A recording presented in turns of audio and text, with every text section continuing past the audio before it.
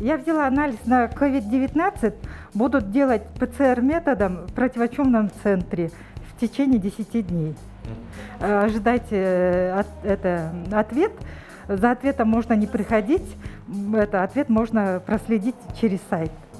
Если тест будет положительный, то тест заново перепроверяется и уже в ГДСМ.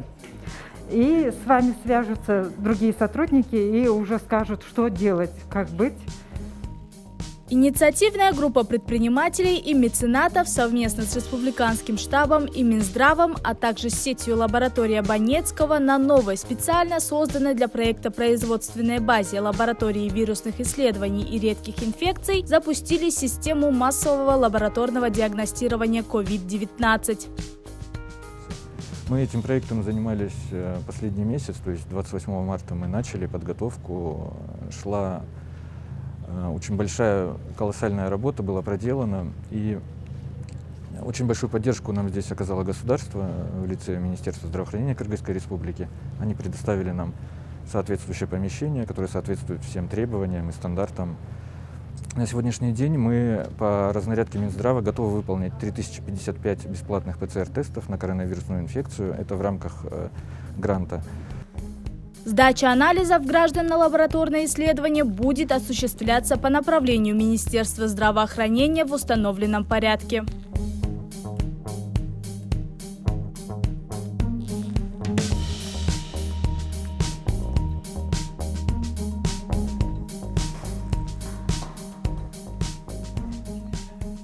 В первую очередь мы будем ориентированы на социально уязвимые слои населения. Это врачи, возможно, это сотрудники правоохранительных органов. То есть здесь мы даем право выбору Министерства здравоохранения, и по их разнарядке мы будем производить эти тесты на базе лаборатории.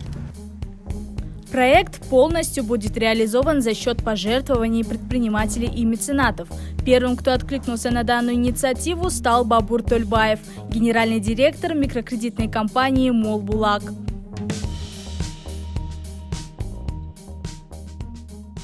Мы выделили $61 тысяч на привоз нового оборудования, которое здесь установлено, чтобы проводить эти тесты. И второе – это реагенты. Логистика очень сложна, у нас самих реагентов нет, это нужно привозить откуда там, с Китая, там, с России, Южной Кореи, возможно, еще с каких-то стран, с Европы.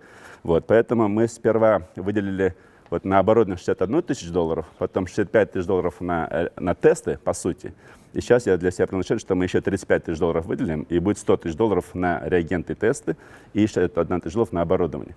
Вот. Это очень важно, и поэтому очень важно, чтобы все подключились к этому мероприятию. Это тесты для простых наших граждан, это очень дорогое мероприятие. Все этапы диагностирования коронавирусной инфекции будут реализованы совместно с Министерством здравоохранения в зависимости от развития эпидемиологической ситуации в стране. Чрезвычайное положение может закончиться скоро, но карантин, он будет длиться долго, может и полгода или год, пока вакцины не будет. Поэтому карантинные правила с нами в нашем обществе будут надолго. Для того, чтобы мы могли свободно перемещаться, и чтобы государство чувствовало себя спокойно, комфортно, государству важно знать, кто инфицирован, кто представляет угрозу, кто уже имеет иммунитет и кто не инфицирован. И когда представьте картинку, если мы все бы сейчас точно знали, кто инфицирован, кто угроза, кто не угроза, стратегия была совсем другая. Мы могли довольно свободно, легко отпустить экономику, и все могли бы работать. Поэтому это очень важный проект, нужно массово всех тестировать, и это очень непростое мероприятие. В сборе средств на диагностирование могут принять участие все желающие.